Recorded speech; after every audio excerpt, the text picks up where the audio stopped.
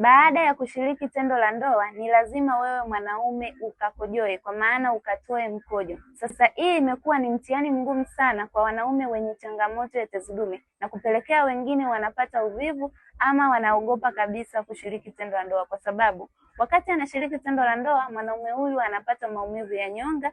Mwanaume huyu anaweza akapata maumivu katikati ya korodani pamoja na sehemu ya haja kubwa, lakini pia baada ya kufika kileleni kutoa zile mbegu inakuwa ni mtihani, bado ni maumivu. Sasa akifikiria ule mchakato wa maumivu pamoja na kuja kutoa mkojo, anachukua zaidi ya dakika 2 kabla hajaanzisha mkojo, mwanaume huyu anajikuta anapoteza kabisa hisia za kushiriki tendo la ndoa au anakuwa mvivu kabisa na kuliogopa tendo la ndoa.